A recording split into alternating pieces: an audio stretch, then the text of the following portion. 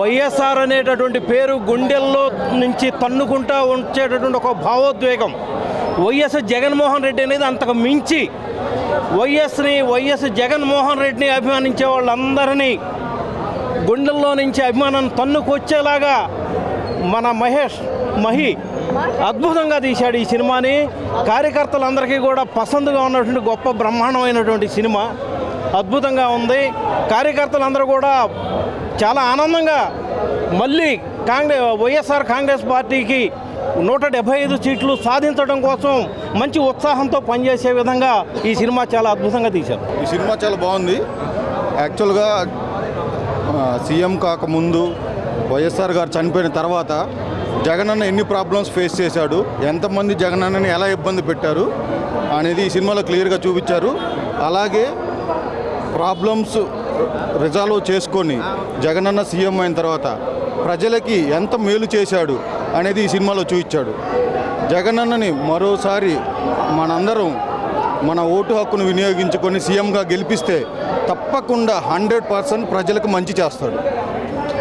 దయచేసి జగనన్నకు ఓటేసి ప్రజలకు మంచి పరిపాలన అందించే నాయకుడిని ఎంచుకోవాలని, జగనన్నని మరోసారి గెలిపించి ప్రజలకు మంచి జరిగేలా చూడాలని అందరికీ విజ్ఞప్తి చేస్తున్నాను. పేర్లు పడే దగ్గర నుంచి ఎండ్ కార్డ్స్ పడేంత వరకు కూడా ప్రేక్షకుడు అనేవాడు సినిమాకి స్క్రీన్ వైపే చూస్తూ ఉండేలాగా ప్రతి ఒక్క సీన్ని కూడా చాలా బాగా రాశారు మహి రాఘవ్ గారు.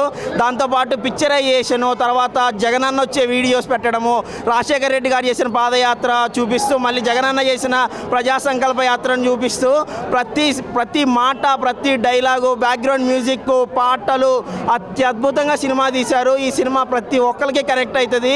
అన్నబడిన కష్టాలతో పాటు అన్న ఎంత అండగా నిలబడతాడు జనాల వైపు, అలాగే నందిగం సురేష్ గారిని ఎంత దగ్గరగా తీశారనేది కూడా, ఎంపీగా టికెట్ ఇచ్చిన సన్నివేశము, ఇట్లాంటి చాలా సన్నివేశాలు అత్యద్భుతంగా తీశారు. ఇది కమర్షియల్ సినిమా కాదు, కానీ ప్రతి ఒక్కళ్ళు చూసే సినిమా ఇది. చాలా అద్భుతంగా ఉంది సినిమా. అయితే అందరం చాలా సంతోషంగా ఉన్నాము.